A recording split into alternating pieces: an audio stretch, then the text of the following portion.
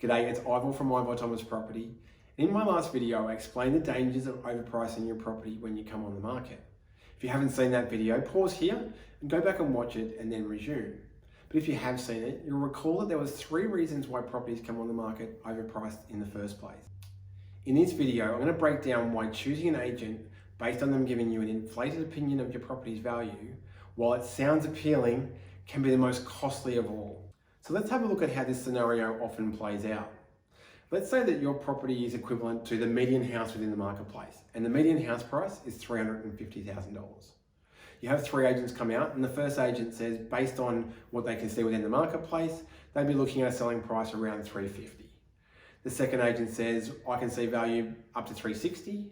And the third agent, in an attempt to try and convince you to use them and secure your business, says, I can get you $390,000.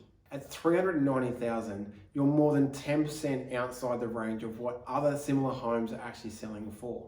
And as a result, you don't get the inspections, you don't have the feedback, you're not getting the offers, and your property is now sitting on the market for longer. After a period of time on the market with limited activity and the likelihood of other properties similar selling because they're representing better value, the agents are going to come back and say, we're going to need to reduce the price.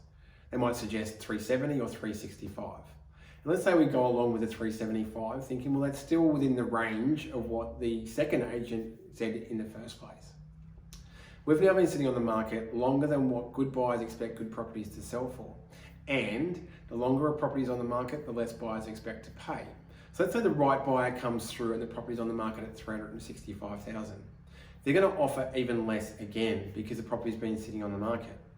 Let's say they offer $335,000, so 10% give or take below. $335,000, we're now $15,000 below where it was at the market was likely at the beginning. But you're now starting to feel compelled to maybe think about whether this is the best offer you're going to get. And the agent may even be encouraging you to say, we've been on the market this long, we haven't sold yet, maybe this is the best offer. But let's say they were able to get a little bit more, or that buyer came up another $5,000. So we're now at $340,000. $340,000, we're $10,000 below what was the median house price to begin with. Sounds okay, and you might decide, okay, let's just sell and move on and get on with the next adventure and next chapter of our life. So let's look at it from the agent's perspective. They've secured your business with an overinflated opinion of where your property might sell. They've then asked you to reduce. And now, even when the best buyers come along, they've offered less money than what they would have because the property's been on the market for too long, and you're now going to accept $10,000 below what was the median house price and the likely price range that your property sat in to begin with. At a standard commission rate of 3.5%, for every $1,000 that you come down, it equates to $35 difference to the agent. So at $340,000, which is $10,000 below, the difference is $350. But the commission is still $11,900. Let's say you went with agent number 2, who said that the property would likely sell around $360,000. As a result, you listed with them and they put on the market at $360,000. Because the property was fresh and was in the right price range, you had competition, and that same buyer that came along and offered less ended up paying $355,000. At a selling price of $355,000, at the same commission rate of 3.5%, the selling fee would equate to $12,425. But the net amount to you after your selling fees would equate to $342,575. So for the $350 difference to the agent who overinflated the price, it's actually cost you $14,475. And here's the hard part for a seller. How do you know that the appraisal you're being given is a realistic one, not something being inflated to try and secure your business? It all comes down to asking questions during the appointment. Get the agent to highlight the properties that they believe are most comparable to yours.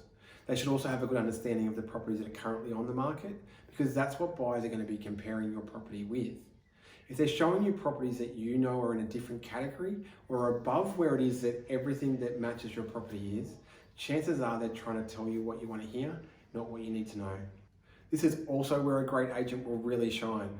They'll be able to articulate exactly how they came to their conclusions, but more importantly, put together a pricing plan that gives you every opportunity you possibly can to get the highest price without running the risk of overpricing and underselling. I really hope this video has been helpful, and if it has, make sure you subscribe to get alerts for future videos. I'm Ivan Thomas, loving the Manning Valley, loving real estate. And remember, if you're thinking of selling, always get 3 appraisals and make sure one of them's from me.